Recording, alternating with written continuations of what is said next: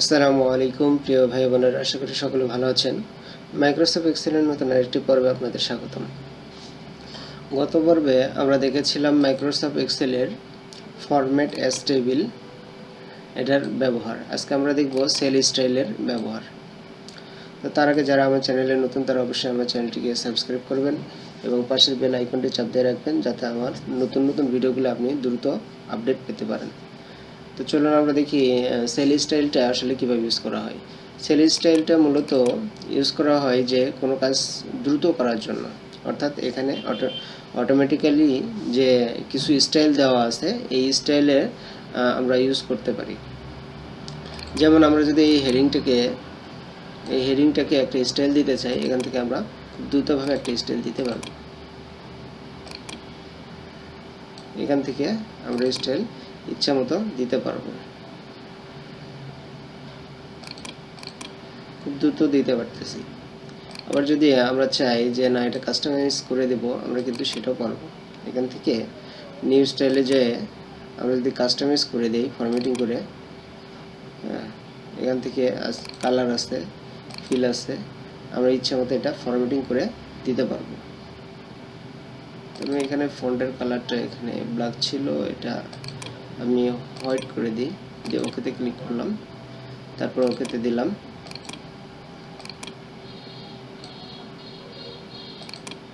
তো এখানে একটা স্টাইল চলে এসেছে, এই যে নতুন। ঠিক আছে, আমি এটা এখন অন্য যদি আরেকটা শিটে ইউজ করতে চাই, তাহলে খুব দ্রুতই একই সেম স্টাইলটা আমি এখানে সহজেই ইউজ করতে পারতেছি। আবার যেমন এই হেডিংটা আছে, হেডিংটাকে যদি আমরা এখান থেকে এটা পুরোটাকে যদি আমরা একটা স্টাইল ম্যানুয়ালি করি, এটাকে একটা ম্যানুয়াল স্টাইল দেই,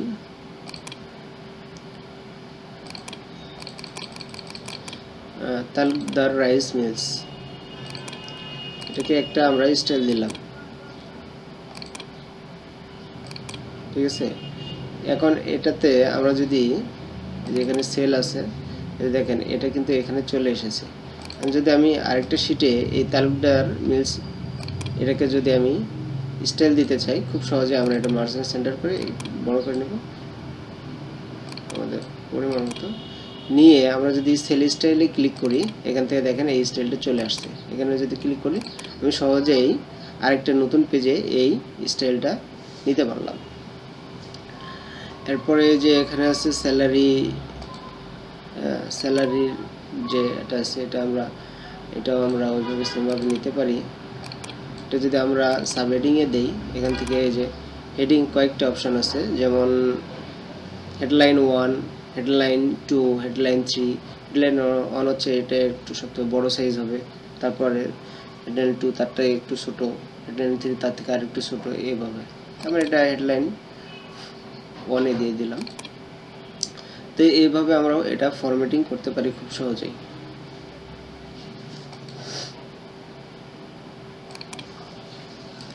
এই হচ্ছে সেল স্টাইলের মূলত কাজ, আমরা এটা দ্রুত করতে পারবো।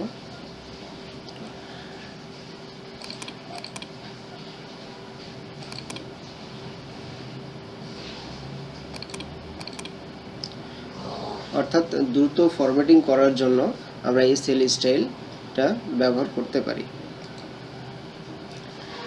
এরপরে আমরা এখান থেকে যদি কিছু ডাটাকে দেখে এসে যে আমাদের প্রয়োজন, জয়েনিং ডেটটাও এখানে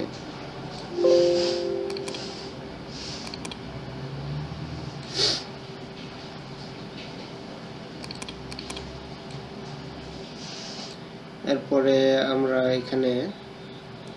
এখানে একটা কলাম নিতে পারি, টোটাল নামে একটা কলাম নিতে পারি, টোটাল। এটাকে একটা ফরম্যাটিং দিতে পারি আমরা। এখানে শুধু টোটালগুলো থাকবে, এখান থেকে টোটালের ফরম্যাটিং, এটা জাস্ট ফরম্যাটিং, এটা কোনো ক্যালকুলেশন হবে না।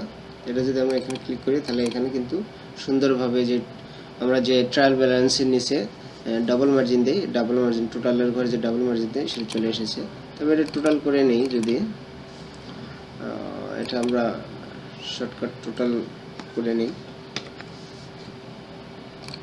এটা যদি ফিল হ্যান্ডেল করে দিই, এটা কিন্তু টোটালটা এভাবে শো করতেছে। প্রতিটা সেলে নিয়েছি তাই এরকম দেখা যাচ্ছে। এরপরে আমরা এখান থেকে আমরা যে কোনো স্টাইলকে এখান থেকে আবার করে দিতে পারবো, কাস্টমাইজ করতে পারবো, মডিফাই করতে পারবো। যেমন যদি আমরা চাই যে এই কয়েকজন এটা কি হবে, এই কয়েকজনের স্যালারিটা এটা আমরা একটা হাইলাইটে করে দিতে পারি, হাইলাইট করে রাখতে পারি বা বিভিন্ন একটা স্টাইল দিয়ে রাখতে পারি। বা এটা গুড আছে, এটা গুড দিয়ে দিলাম। এক কথায় বলতে গেলে আমরা এখান থেকে জাস্ট আমাদের যে স্টাইল আছে সেটা স্টাইল করতে পারবো। এখানে কোনো ফরম্যাটিং বা এখানে আদার্স কোনো রুলস নাই। এটা হচ্ছে শুধু একটা স্টাইল পরিবর্তন হবে, অর্থাৎ আপনার সেল, আমরা যে সেলের মধ্যে এটা অ্যাপ্লাই করবো সেই সেলের শুধু স্টাইলটা এখানে চেঞ্জ হবে, জাস্ট ইট, এর বেশি কিছু না।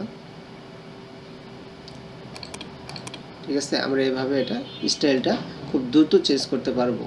ঠিক আছে, এখানে কালার কম্বিনেশনটা অনেক সুন্দরভাবে করা থাকে। তো আমরা চাইলে এটা আবার মডিফাইও করতে পারবো এখান থেকে। আমরা এটা মডিফাইও করতে পারবো আমাদের ইচ্ছা মতো।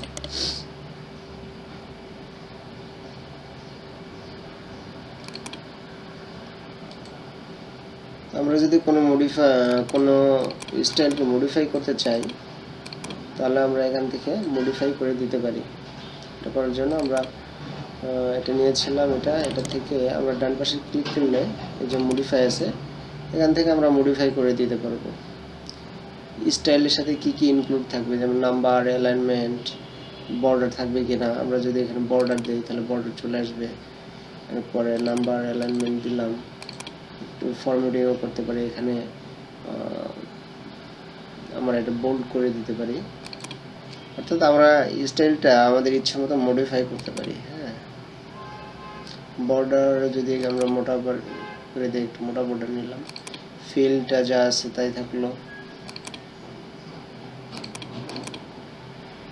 ঠিক আছে, আমরা এখান থেকে এটা মডিফাই করতে পারবো সুন্দরভাবে।